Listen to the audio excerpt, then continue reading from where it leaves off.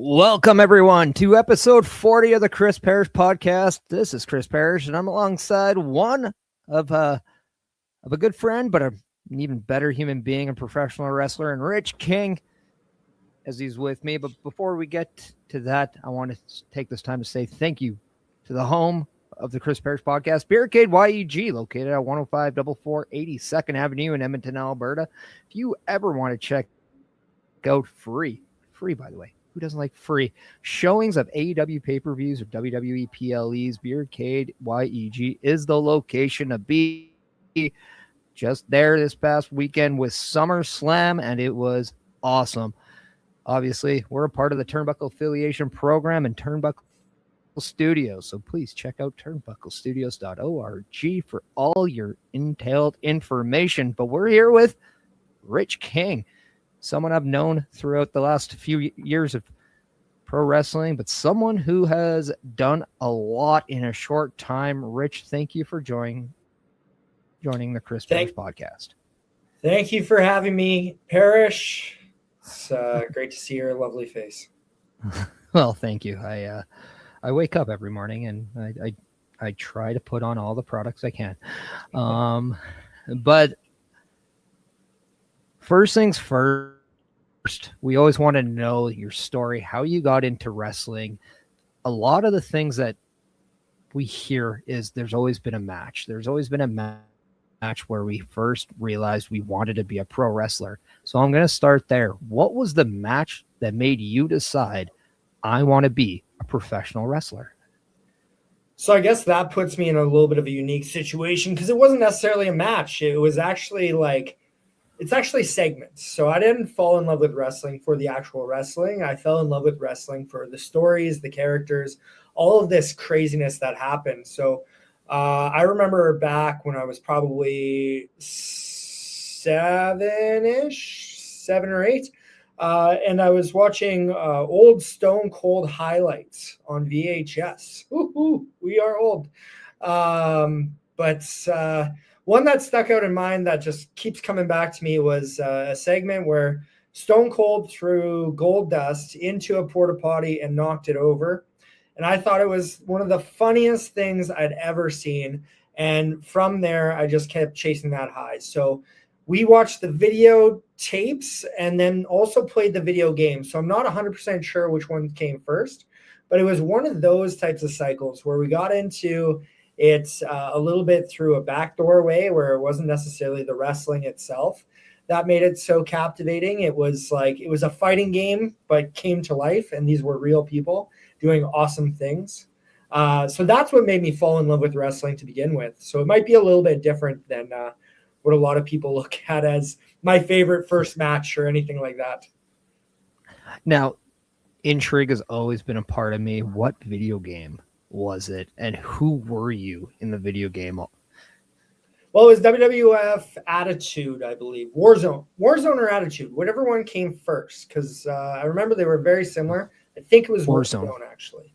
Warzone, I was always Stone Cold. Love Stone Cold. Hands down, my dude growing up. Even to this day, still one of my favorite professional wrestlers of all time. If I couldn't pick Stone Cold, I think, oh God, who would it have been? It probably would have been like Owen Hart. Okay. I have no reason for it, but it was probably him. Okay. No, I'm with you. I'm an Owen Hart guy too. So maybe that's why we got along so well. But yeah, so you say the skits of Stone Cold Steve Austin really got you into there. And it's a kind of it's a funny story because Stone Cold, as good as he was as a character, as great as he was as a technician, it was the brawling that really made him the money in WWE and WWF.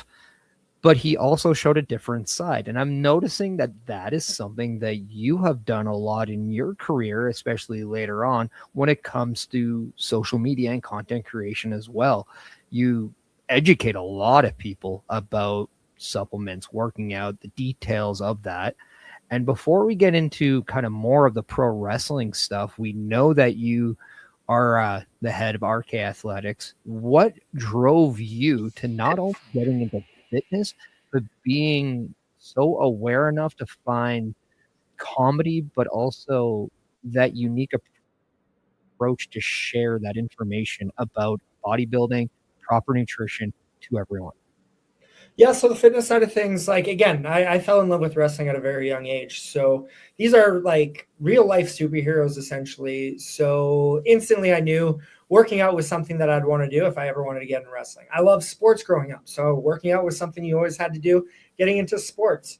And then as I got older and as I went through my actual sporting career, I found that there was just so many holes in my educational process. So when I was looking at what I wanted to do when I grew up, I was kind of lost initially, but then found fitness through taking kinesiology in college. So through that, I was able to get a personal training certification, educate myself on at least the basics. But then over the last 15 years of being in the fitness industry, it's shown me so much that I didn't even know. Even these last 5 years of running my own business, I've just learned a vast amount more about the body, nutrition, sports performance, and how all of these things work together. I wish I knew that when I was younger and getting into working out and trying to be the best athlete I could be. It felt like everybody had these little secrets. So I want to share those with people as much as possible. If I can help somebody for free through social media, learn how to do these types of things without ever hiring me, that's cool. I love that. If I could get fired, if my industry just shut down and everybody just knew how to be fit, knew how to work out, and I had to find a different profession, I wouldn't be the saddest thing in the world, saddest person in the world, I should say. But because that's not necessarily the case, because a lot of people have a number of different factors in their life, whether they're too busy, there's too much information to sift through, or they just simply want to simplify things and move forward. That's where I come in. That's where I help.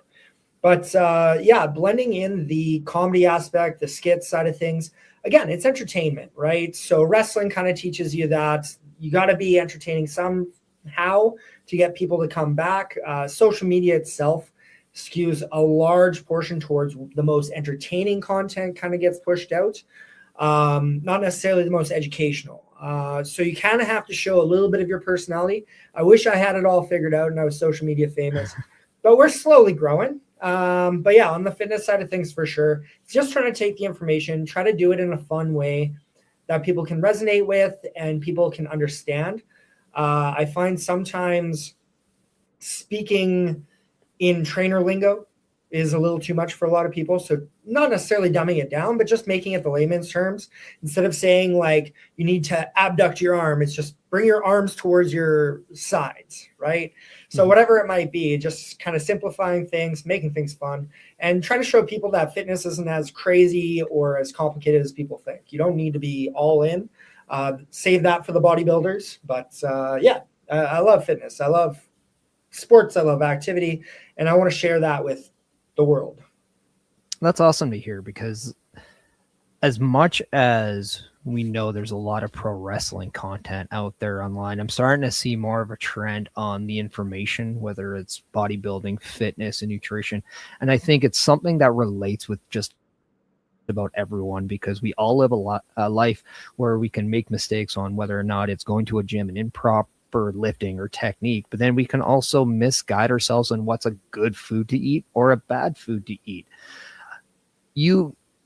I noticed that you have like a list of all the nutritional facts of fast food, which I thought that was really cool to not only like learn, but like just find out.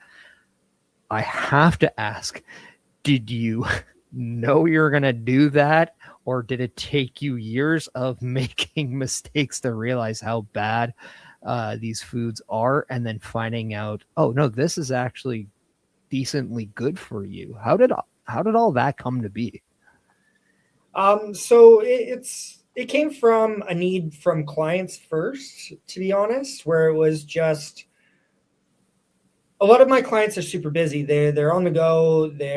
Whether it's a professional wrestler or a business owner. They're just always on the go. So they just need things that are quick, easy, consumable. They can get almost anywhere. And so I built out that manual with the thought process of just let's simplify this And then it helped me recognize a lot of things as well. You know, when you go to a fast food place, it's not just your shit out of luck, so just do whatever. You can make small little changes to make sure that it's actually in line with your goals, or you can actually just kind of keep an eye on these things. Like it doesn't always have to be all health and wellness, but every once in a while, and what you do consistently. So like if you're always going to McDonald's, maybe it's not great to always get the Big Mac, extra fries, large drink, the sundae with it, right? But every once in a while, that's totally fine. But for the most part, like if you're picking things that you can stay consistent with that are going to tide you over until you can get a more nutritious meal, that's really what we're looking for. So it was a little bit out of helping others, but it also helped me because when I'm on the road for wrestling, it's very difficult to bring all the food that you need because you don't really have microwaves. You don't really have access to your lunch bag as much, especially because I'm usually the driver. So you don't necessarily want to be driving with your knees while you're trying to eat Greek yogurt and berries. So it's just kind of finding that blend and then just recognizing what's in our food. The more awareness that you have with what's in the meals that you're eating, the better off you're going to be. Yeah, and I love the word that you said was consistency too, because that's something as just now a 40-year-old human being, I've found consistency and balance are always the two best things you can have on living a healthy life. And 100%. But you talked about how difficult it is to have that food on the road. And I love the fact that you have that list of awareness of what is good at fast food. Because a lot of the times you hear about the stories that at late hours in wrestling road trips, you don't necessarily have a lot of options. And I want to ask you more about that when it comes down to limited options and maybe you don't have much of an opportunity to do that. What are some good little like cheat codes that you can install into you so you can be filled up, you can have that energy, but then you can also enjoy the food as well? Yeah, it's just coming down to prioritization. It's knowing what you want out of the meal. It's knowing about what your week prior has looked like. If you've been consistent with your diet all week long and you're on the go and you're just hungry and you know you've been like 90% on point, just have a meal that you enjoy, right? Now, if you've kind of slacked off, maybe you had a little bit more ice cream if it's super sunny out, maybe you had a couple burgers already, then you want to be a little bit more dialed in with what you grab. But essentially, like when you're really looking at it, you want to prioritize your protein, which is everybody says that. So easy to go protein would just be grabbing like ready to go protein shakes at your grocery or at the convenience store. You can get them at gas stations all hours of the night. You can grab beef jerky, which is another good choice. Protein bars are usually more readily available these days. So you have a priority for your protein and then aim for fiber as well. So that would be things like your fruits, your vegetables, things along those lines. Whole grains are always a great one. You can usually find like high fiber granola bars at gas stations as well. You're going to pay a little extra for all of those, but it's going to pay off in the long run. And I want to tie this back into wrestling. So let's do that. You said a lot about how you were very interested in, the fitness aspect of sports and wrestling. What have you learned about the fitness aspect and how that translates into performing? And what were there things that you learned along the way that even through maybe years of education, years of being a personal trainer and then that fitness that you are still learning about that surprises you?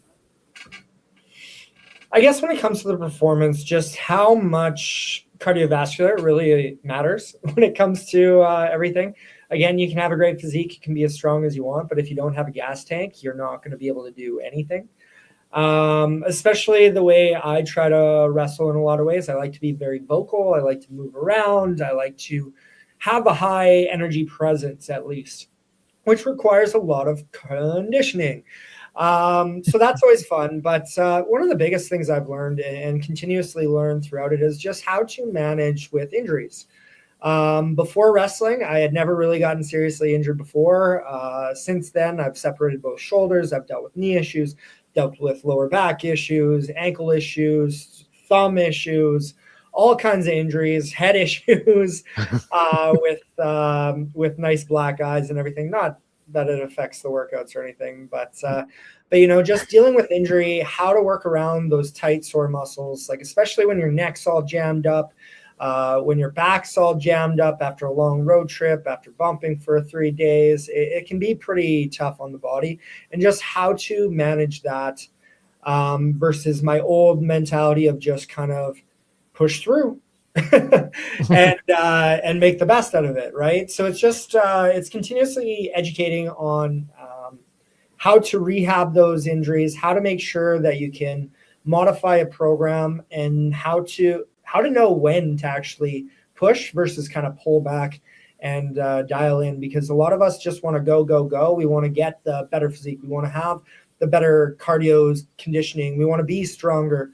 We want all of these things. But if you're not actually recovering from what's happening to your body, you're essentially running on a treadmill. You're not going anywhere in the end, right? It seems like you should be making progress, but you never really get there because you just don't give your body that downtime to grow, to heal, to recover, so you can actually push yourself, versus consistently having to deal with that nagging shoulder injury for 2 years versus, reducing, working on it, and maybe not gaining a ton of strength, but being able to get through that injury in a lot shorter of a time frame than trying to push through and constantly keep it injured.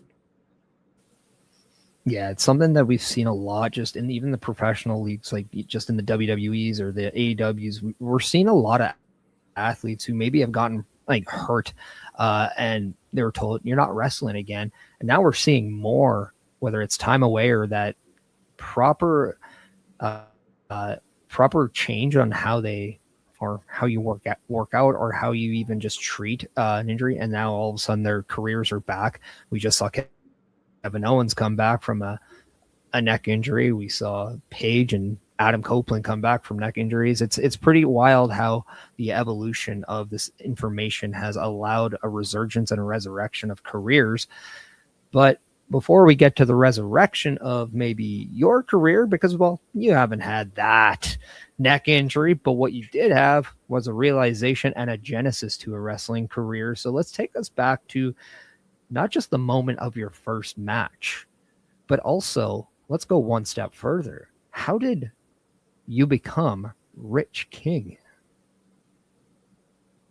How did I become Rich King? Sometimes I don't even know who Rich King is still trying to figure that out even 8 years later. Realistically, the name itself came from a place of just, I wasn't allowed to use my real name. I needed to have a moniker. I needed to have all the wrestling stuff. So instead of using my real last name, nobody in the scene was using the name King. Rich King kind of came off the tongue. It was very nice. I had a multitude of different names that I was thinking about, but Rich King was the one that kind of stuck. Massive Damage approved it, so it was very nice of him. And then we were off and running. And then, jumping into that first match, it was still like, it's one of those situations where as much training as you can have, and I'll be honest, I didn't have that much training before my very first match compared to some people I've talked to. But it was just like, it was nice because it was basically just go figure it out. I've given you the basic tools, just go out there, perfect those basics, and build off of that each and every time. So each and every month when you go out there, like you have the month worth of training at Monster Pro, you work with a lot of the same people in and out every single day. So you hone those skills, you get really good at these basic things. And then you just kind of start adding your own stuff in. How do you make it a little bit different? How do you make it specific to Rich King? So the way Rich King does drop kick versus Chris Parrish might be completely different. Where we throw it in might be completely different, right? So that was a very interesting point because there's a lot of trial and error. No one just tells you, okay, these are the list of things that you're doing and this is all that you're doing. It's like you have to find what works for you, find what works best, and then you kind of figure out that character side of things with that as well. So it's an interesting blend between like your interest and then what works for you, right? So there was a lot of moves when I first started. I was like, this is for sure going to be in here. I'm going to fit this in every match. And it just didn't really stick as much as you'd like. It didn't get the reactions, or it didn't have the placement, or maybe I just didn't do them right to make it look super cool. So then they get thrown in the scrap heap. You bring them back every now and then to see if you're right about it or not. And yeah, it's fun. It's just that evolution of it all, right? So Rich King really just came out of the name, and then the rest of it was kind of built behind it. Yeah, I've always loved the experimentational phase of starting into pro wrestling. You always think, oh, this is a cool idea, this is a great idea, I'm gonna make it, bro, with all these things, and then all of a sudden nobody cares. And then sometimes you do have those things that hit, and then it gives you either false hope, or that's when you start to really pick it up. Yeah. What was the moment inside of a wrestling ring where you could tell, okay, it's clicking, I know it? Maybe everything around you is slowing down just a little bit, and you figured out where you are in that moment. Because the one thing that I've learned from the business of pro wrestling is once you find that inner confidence, everything changes. So I have to ask, what was that moment for Rich King? It would be tough to nail that down if I was being completely honest, because I think it started mostly during the tag run with me and T.Y. Jackson and RCW, where we had been tagging pretty much every week for months on end in all kinds of different situations. And then we started wrestling guys that hadn't been in tag matches before. So we had done it so often that it just felt natural and smooth, and we kind of had a lot of tag spots figured out, so we could just play off each other very easily. So we didn't need to necessarily go out there and think about all the things that we're doing. It's like, oh, well, what do we do in this spot? What do we do in this spot? It's like we've done it. It's become just second nature. So at that point, you become so much more confident with your ability to structure a match, put together the match. We know that, hey, this is probably going to get this reaction from the crowd. Hey, if we do everything right, this is going to get this reaction. So being able to build out those tag matches and just kind of have that confidence that we knew how to structure it and we knew it would be good was a big fulfilling feeling. And then that kind of branched off into more of the singles stuff too. I think a lot of it also comes down to learning that mistakes are going to happen, but the majority of the crowd aren't ever going to notice it. The majority of the workers are never going to notice it unless you tell them. Yeah. Unless you say, oh, well, this spot was kind of messed up, then most people don't even recognize it. So it's like people will forget these things, will linger on them because, as wrestlers, especially myself, guilty, a little bit of perfectionist, where it's like if I notice one thing a little off, it's like it will drill on me for months on end. Probably not the healthiest thing. But again, it's like you notice it, but that doesn't mean everybody else does. So are you just going to sit there and let it, flounder the entire thing? Or do you just get back up, readjust, and keep moving on and keep making it as entertaining as possible, So that confidence just kind of, I would say that built specifically more during me and TY's tag run. And then it's just kind of carried on from there, where it's just like you start to push yourself a little bit more. You start to try these other things. You start to work with people that have been better than you, so you learn from them. And then you implement these things as you go. And it just it works. So then you feel better about it. And then you go out and then you shit the bed again. You don't have confidence. And then you start from square one all over again. It's funny how much that's life 101, right? It really is just that resilience, though, and just knowing that things will be okay, even if something kind of gets messed up. As long as nobody gets hurt, that's the key. Mm-hmm. I love the the ability that pro wrestling and how much it can teach you to life, whether it's just you know what, you're going to make, like you said, you can make the mistakes, but that's okay. You learn from it, you move on. You might not be able to do that in the real world. You might not be able to do that outside, but then wrestling does that and you find that inner confidence. I've always been so fascinated by how many people learn how to improve themselves while improving in pro wrestling. How does pro wrestling integrate with your real life? And let's also throw that in reverse. Do you take anything from your day to day and say, you know what, this I have to do inside of a ring, or I have to add to my character? So let's go from wrestling to real life first, because like I think wrestling has helped dramatically improve my confidence just in everyday life, whereas everyday life also helped me get more confident in wrestling. They kind of work synergistically, especially the public speaking thing. A lot of people get really scared about speaking in public, and specifically in wrestling, cutting promos. I actually quite enjoy it. Are they all perfect? Are they all the best? No, but I actually enjoy it because it gives me that opportunity to do something a little bit more uncomfortable, but also to allow the character kind of flow through and how I can evolve or adapt that to show people what I'm trying to work towards, right? So I really enjoyed that aspect of it. And yeah, like my self-confidence has gotten so much better over the years after professional wrestling. If you're out there almost weekly in your little underwear in front of a crowd, you know, doing all the things that we do, especially when, you know, a large portion of what you were doing were like shaking your hips, touching tips with your best friend, and just doing the most asinine things you can do. It was a lot of fun. So it's like, take, for example, the Tales from the Undercard stuff that we were doing. Yeah. A lot of that stuff was just us allowing ourselves to be goofy on camera. And that helped build that confidence that you were mentioning before. Mm-hmm.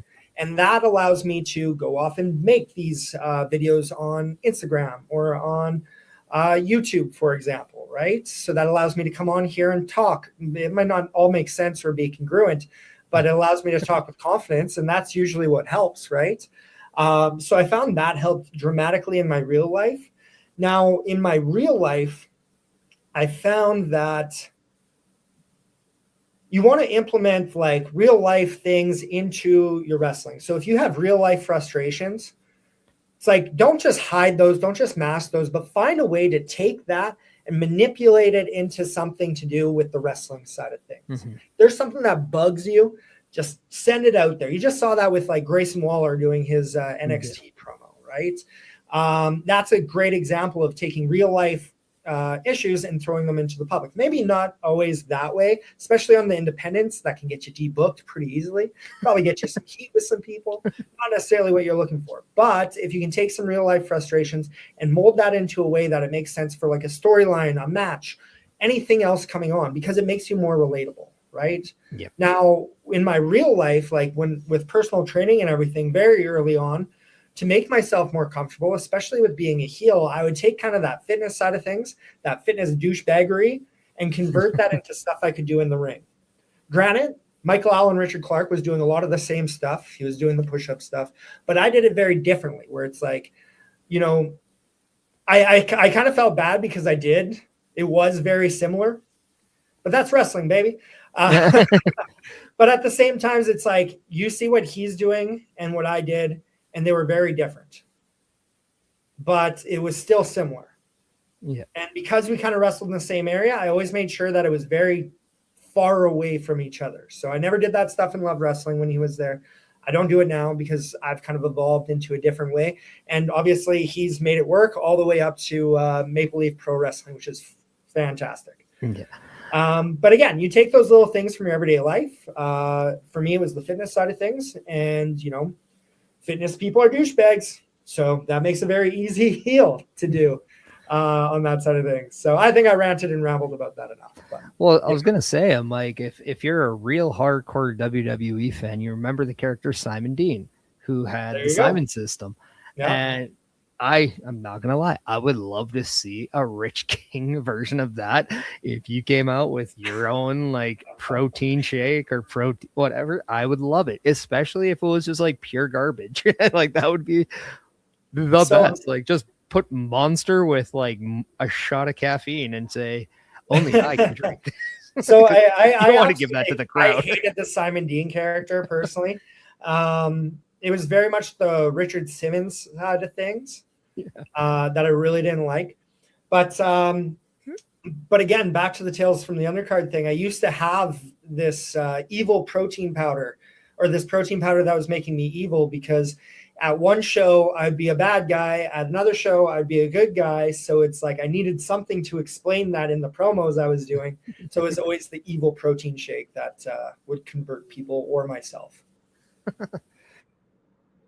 And it's so funny because like you mentioned how like you were doing something with the same as Michael Allen, Richard Clark, but I mean that is pro wrestling, because we are always looking at each other for inspirations, but we're always finding a different way to do it.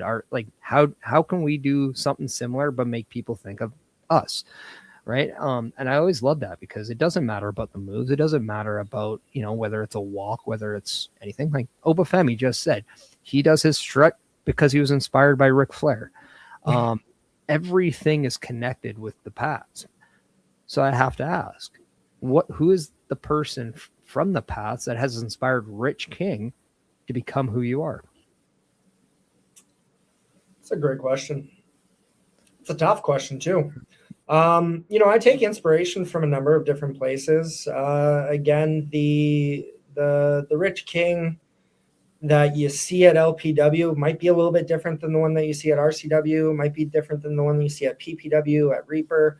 It depends on what they need. But when Rich King is in evil mode, you'll see a lot of like inspirations from a guy like Randy Orton, a guy like Kevin Owens, a guy, even movies like Obsession, where you flip on a switch, it looks like everything's calm and cool, and then you just get really mad at everything, right?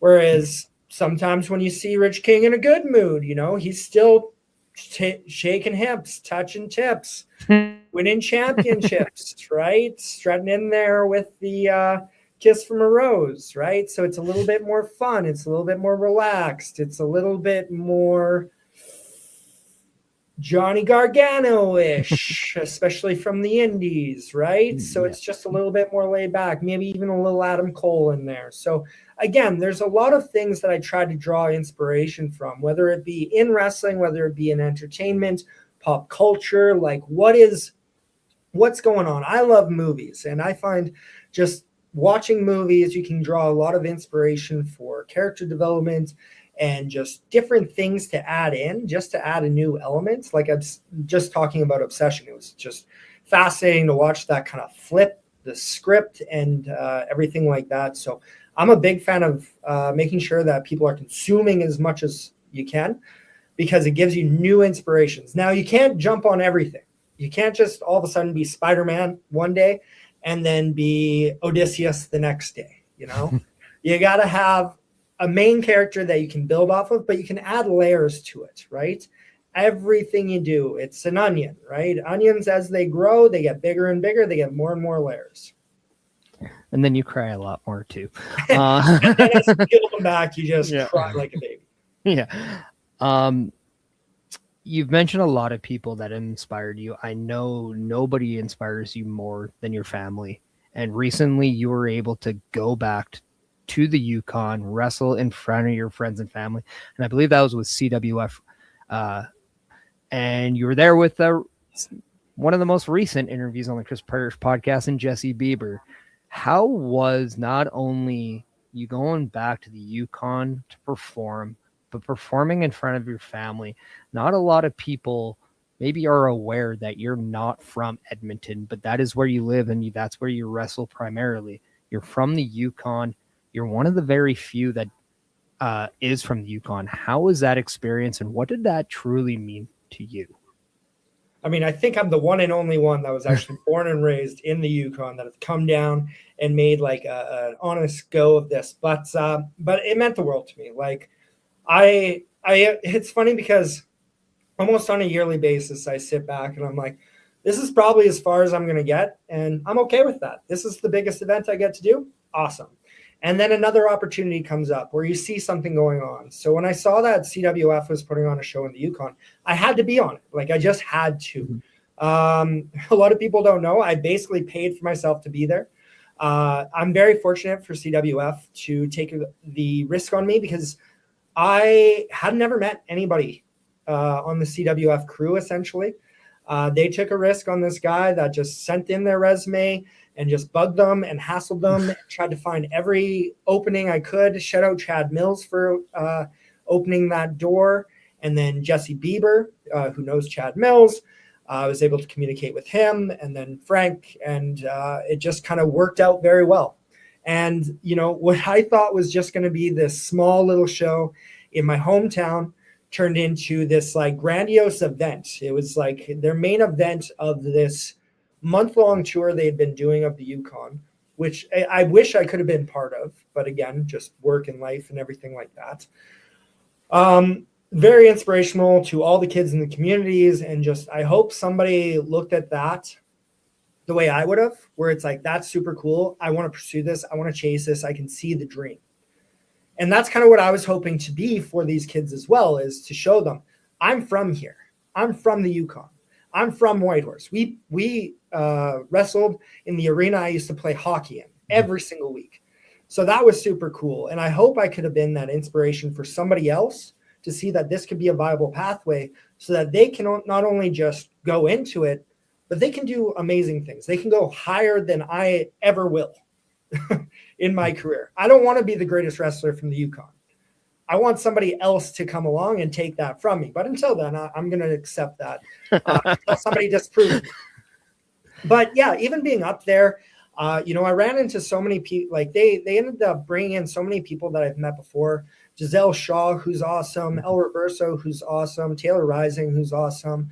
I got to meet Jesse Bieber for the first time, and then I saw him like a month later in Reaper Wrestling in Moose Jaw. Very, very awesome guy. Very down to earth, as you probably learned in your interview if you hadn't met him before. Meeting Frank, meeting the entire crew. They have a whole roster of young guys that are just hungry, willing to learn, and just putting in reps, which is awesome. Got to meet Big Connor from former NXT superstar, who's super great and had so much information that he was sharing with people. It was just such an amazing experience. And then obviously performing in front of my friends, my family, like it was amazing.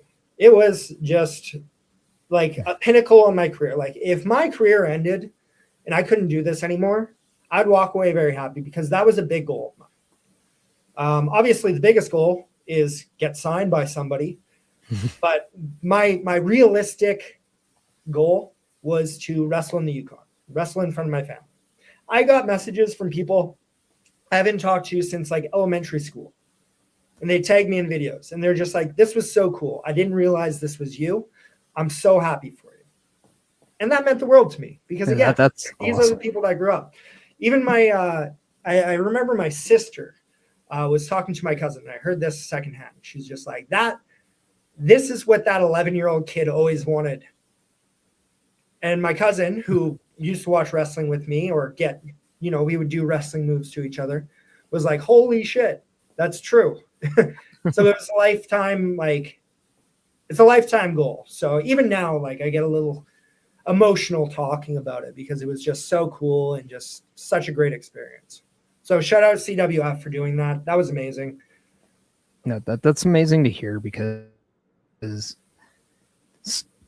you always hear about other sports. Like it's hard not to get romantic about baseball, or it's hard not to get romantic about football.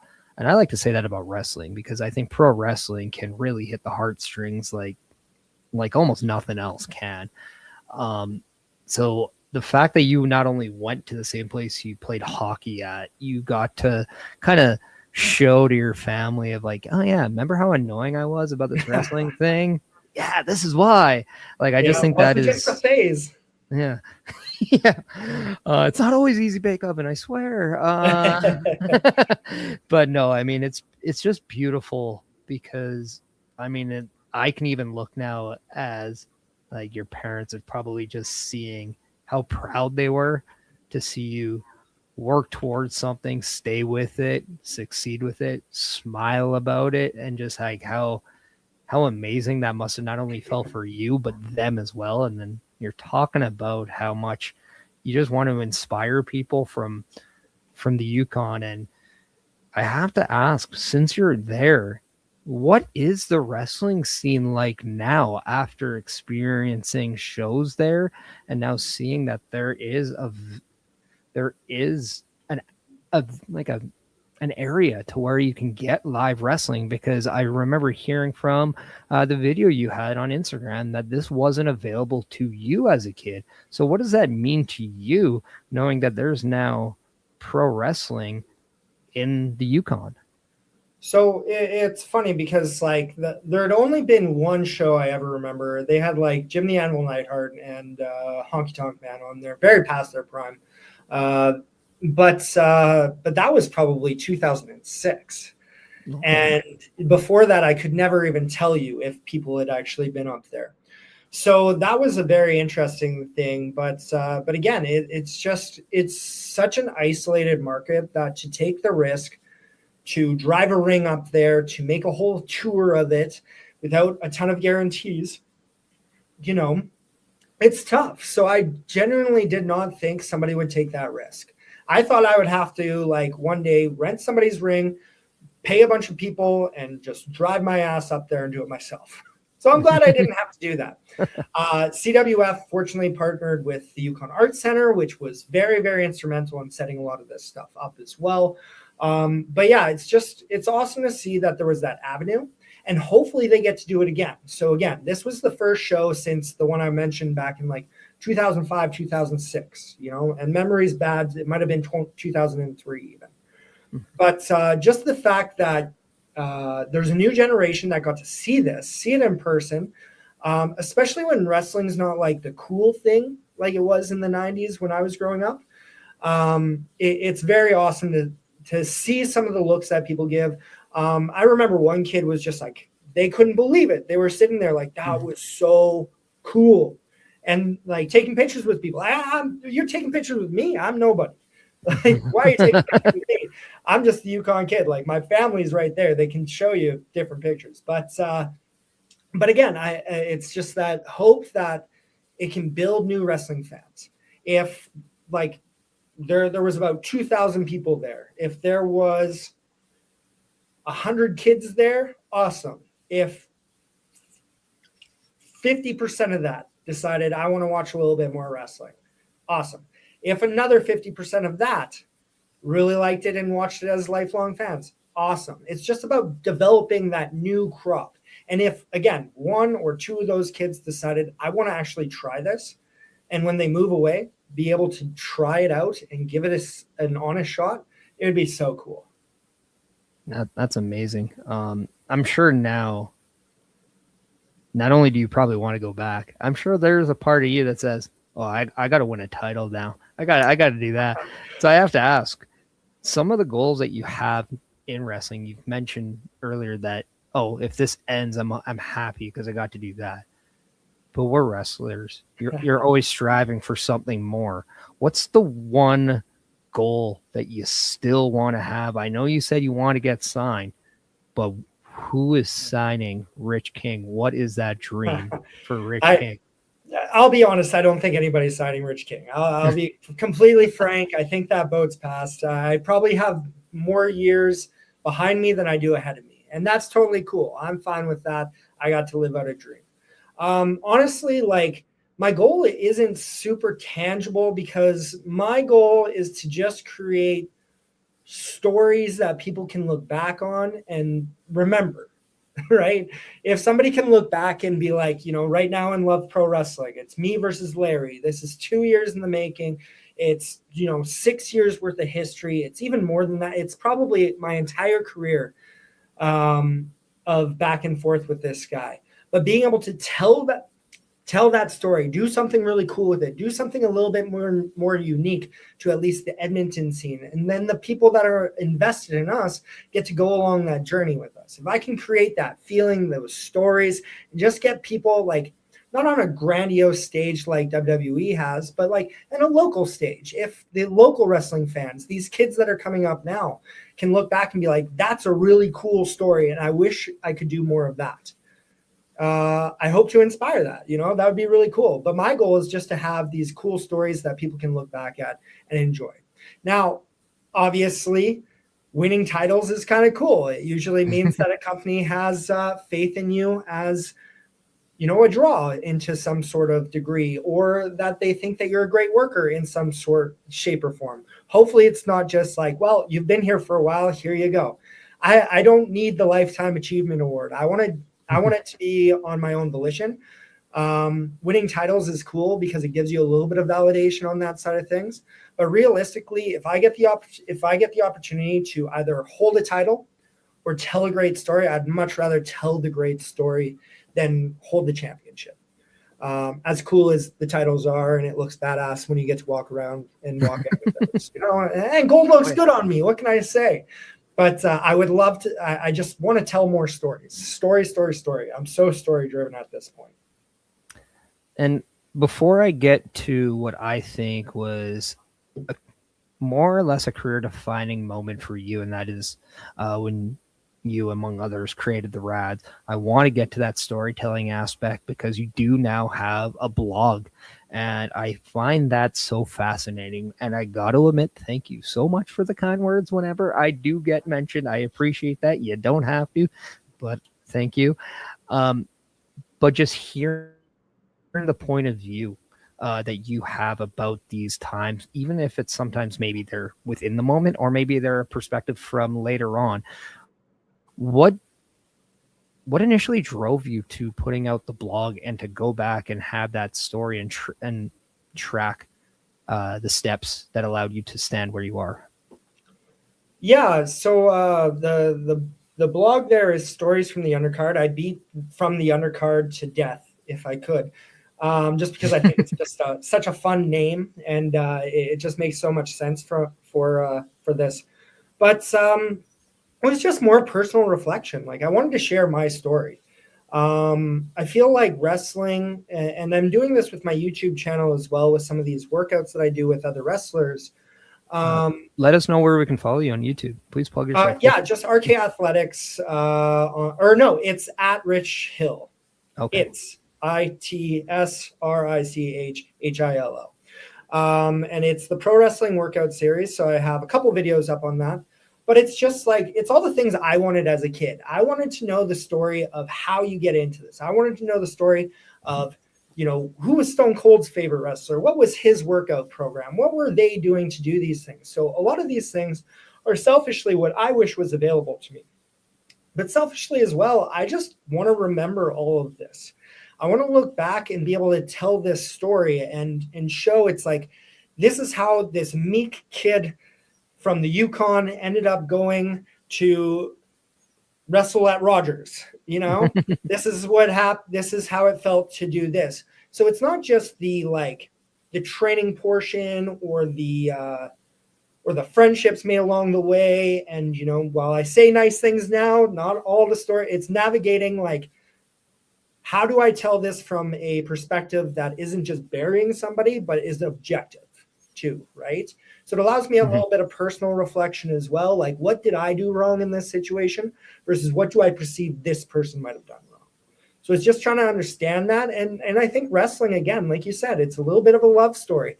There's just that aspect where there's so many stories that go on that people don't even see. They don't even, there's certain aspects that people don't even get to know about. That's behind the stage that might be even more entertaining than the wrestling matches themselves. So I wanted to start this blog as a way to share my story. And hopefully one day I can amalgamate it all into one book and sell that book. And then people can just read about a mediocre independent wrestler from Edmonton and hopefully draw some more inspiration, and have a little bit of fun along the way.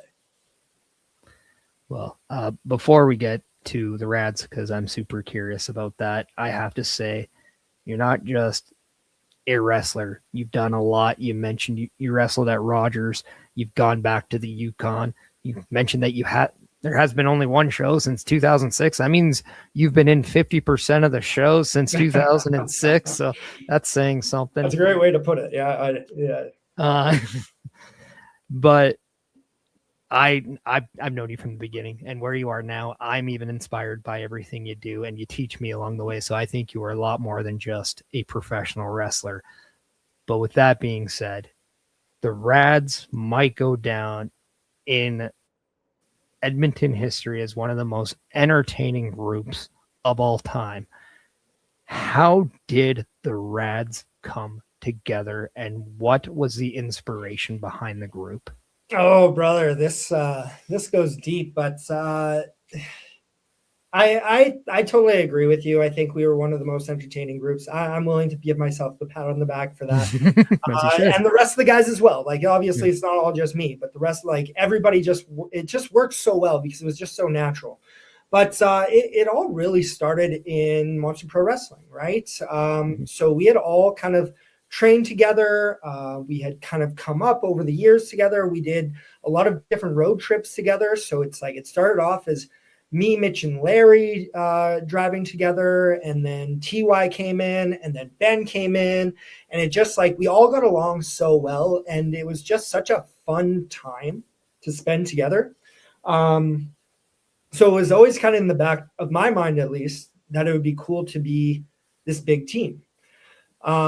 But with Monster Pro Wrestling and the roster that we had, it was pretty limited, and there was a little bit of a cap of how high you can go with that. Yeah.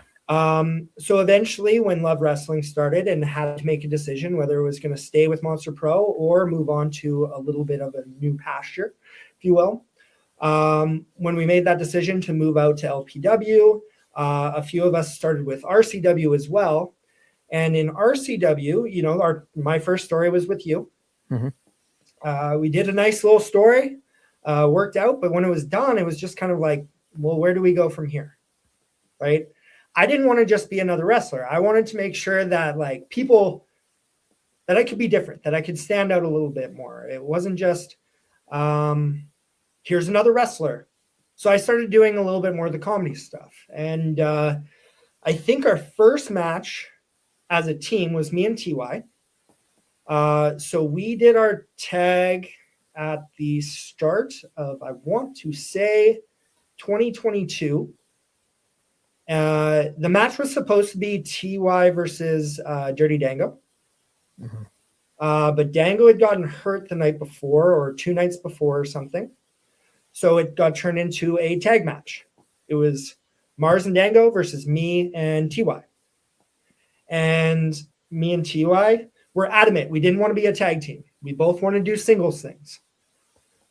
But we just kept getting put in tag matches week after week.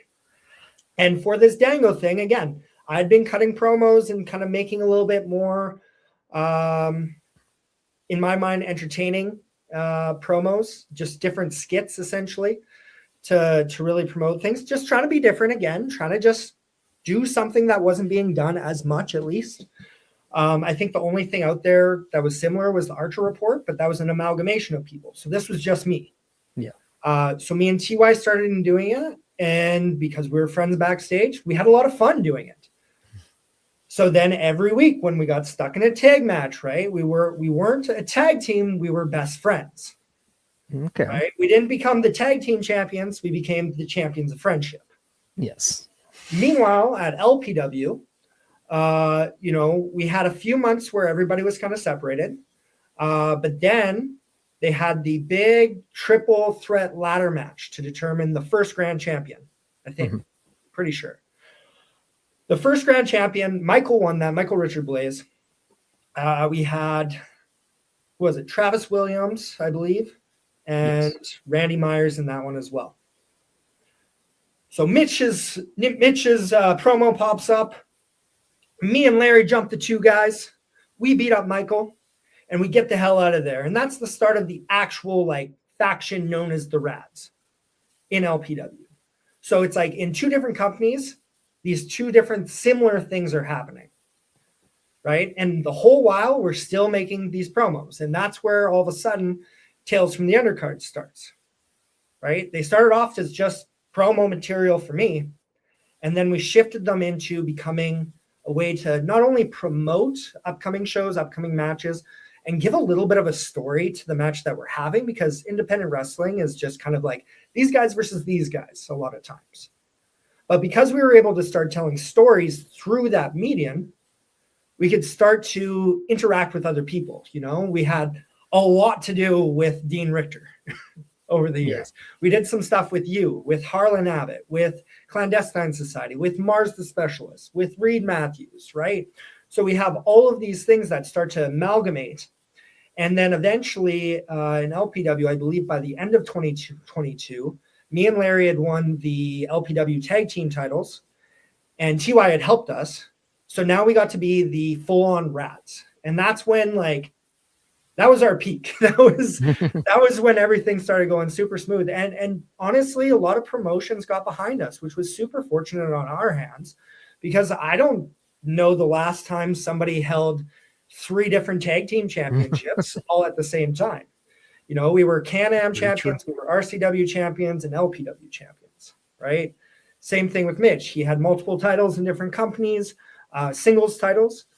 And yeah, it was just such a fun ride, and everything we were doing was just so natural. And again, it was just, what can we do different? What can we do that other people aren't doing right now? And how can we just be these dumb heels that everybody freaking hates? And it worked. How did the shaking hips, touching tips, winning championships, how did that phrase come together? Because we talked earlier about always having something similar from everybody, and it really seemed like you guys were taking a lot of inspirations from the New Day, but also taking inspirations from other groups as well. But because the New Day was a trio, I feel like there's a lot of people saying New Day, and they're relevant at the time. But where did that come from? Because the fact that it was 3, it was entertaining, it was comedy, there was just so many comparables to the New Day on that case. But what really was that true, what would have been, I guess, like the dream match, but also how did that whole shtick of shaking hips, touching tips, winning championships, because I love that. Sure, I should have wore my shirt. Unfortunately, we only made 1 shirt of that, so we should have taken more advantage of that. But the foam fingers did amazing. Yeah. And the fact that small children have these foam fingers that say "touch my tip" on it is probably not responsible on our behalf. But yeah, so that whole phrase, it just kind of pieced together. So the shaking hips side of things actually came from Dirty Dango. Because his whole thing was, you know, dancing and whatnot. So we would do the little hip shake there.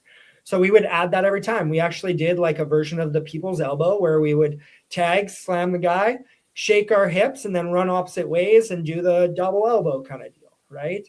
So there was the first one. There was shaking hips. So we're already underway. The touching tips, this one, again, there's the Tales from the Undercard episode where we introduce it, that Mitch shows. But I think it was a situation where we were trying to figure out like some kind of thing that we could do together, right? We were trying to do the fist bump. We were thinking fist bump, and like the Shield would do that, right? We tried to do an upwards fist bump, and it looked a lot like the Nation of Domination. Probably shouldn't be doing that one. But then all of a sudden, it's like you stick out a finger, and it's like, oh, what if we're touching tips now? Right? So you start to touch tips, and it's just like, oh, that's funny. That's an innuendo, right? That's something that we can have fun with. Because when fans first hear touching tips, they're like, what am I about to watch? Fair especially assessment. as a heel, it's very fun. It's a very easy way to get into things. But then the winning championships just came from simply winning championships. I think, honestly, it just started from a car ride coming home. And it was just like, you know, we're touching tips, we're shaking hips, and we win championships. It's like, oh shit, that actually rhymes really well. So we just ended up rolling with that, and the rest was history on that side of things. No, I thought it was fantastic. And well, you know what? It's never too late to I'm bring glad things somebody back on a merchandise standpoint. So, I'm glad somebody found it amusing. hey, my son and I, we do the finger touching all the time.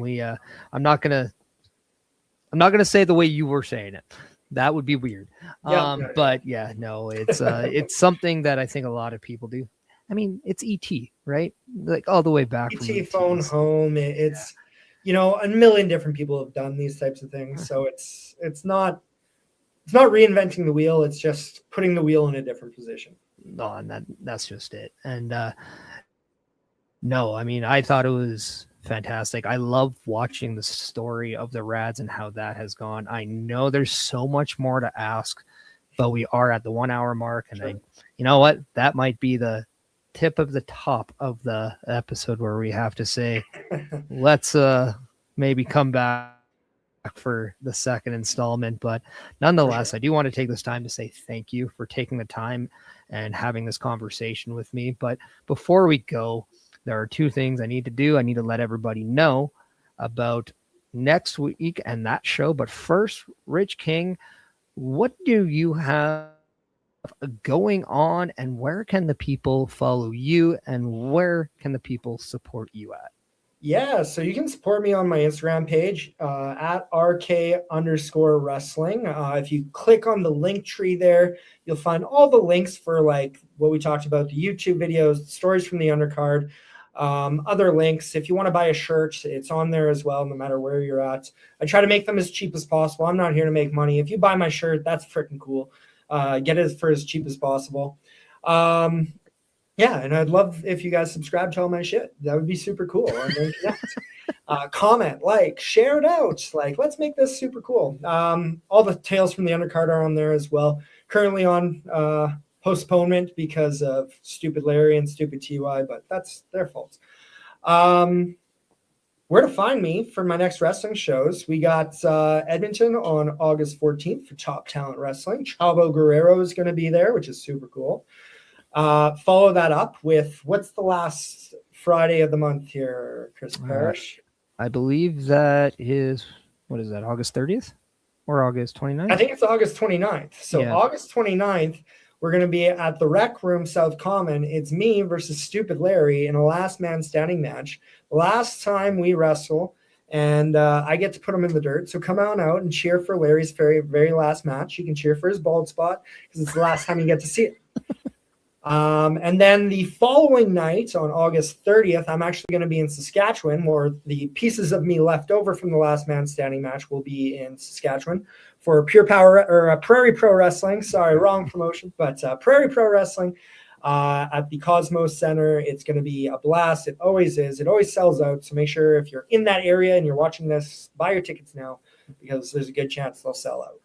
Awesome. We'll definitely have all the information in the description too, so you have your direct link for those tickets, direct links for your link tree and your channels. But Rich King, thank you so much for joining the Chris Parrish podcast for episode 140. I do want to let everybody know that next week we are back for episode 141 credit score, so please, we'll see you then. But in this case, Rich King 140, that's where the attention goes to. So everyone, I do want to let you know that you are absolutely the highlight to this show. So be happy, be healthy, be yourself, because at the end of every day, you matter. Take care now.